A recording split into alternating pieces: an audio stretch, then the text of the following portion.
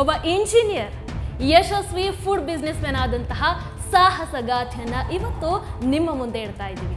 ನನ್ನ ಜೀವನದಲ್ಲಿ ನಾನು ಒಮ್ಮೆ ಒಂದು ರಿಸ್ಕ್ ತೊಗೊಳ್ಬೇಕು. ಆ ರಿಸ್ಕಲ್ಲಿ ಗೆದ್ದರೆ 4 ಜನಕ್ಕೆ ಕೈ ಹಿಡಿದು ಕರ್ಕೊಂಡು ಹೋಗ್ಬೋದು, ಸೋತ್ರೆ ಇನ್ನೊಂದು ಸರಿ ಒಳ್ಳೆಯ ರೀತಿಯಲ್ಲಿ ಪ್ರಯತ್ನ ಪಡ್ಬೋದು ಅನ್ನೋ ಒಂದು ಉದ್ದೇಶದಿಂದ ಶುರು ಮಾಡಿದ್ದೆ ದಿ ಮಸಾಲ.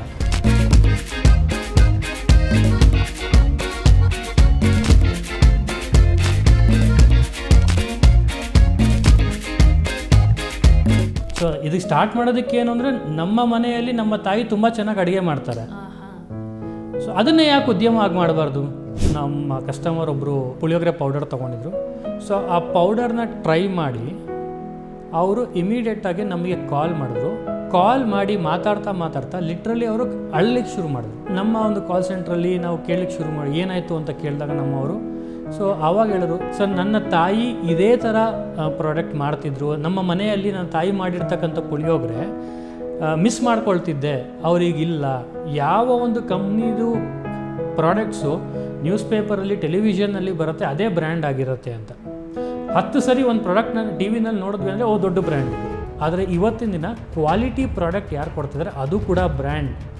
ನಿಮ್ಮ ಒಂದು ವಾಟ್ಸಪ್ಪಲ್ಲಿ ನಮ್ಮ ಪ್ರಾಡಕ್ಟ್ಸ್ ಅವೈಲೇಬಲ್ ಆಗೋ ಥರ ಮಾಡಿದ್ದೀವಿ. ವಾಟ್ಸಪ್ಪಲ್ಲಿ ವೆರಿ ಸ್ಮಾರ್ಟ್. ಸೊ ನಮ್ಮ ಒಂದು ನಂಬರ್ಗೆ ನೀವು ಜಸ್ಟ್ ಹಾಯ್ ಅಂತ ಕಳಿಸಿದ್ರೆ ನಮ್ಮ ಲಿಸ್ಟ್ ಓಪನ್ ಆಗುತ್ತೆ. ಆಟೋಮೆಟಿಕ್ ಬಾಟ್ ಅದು. ನಿಮಗೇನು ಪ್ರಾಡಕ್ಟ್ ಬೇಕು ನೀವು ಅಲ್ಲಿ ಸೆಲೆಕ್ಟ್ ಮಾಡ್ಬೋದು, ಅಲ್ಲೇ ನೀವು ಆರ್ಡರ್ ಪ್ಲೇಸ್ ಮಾಡ್ಬೋದು.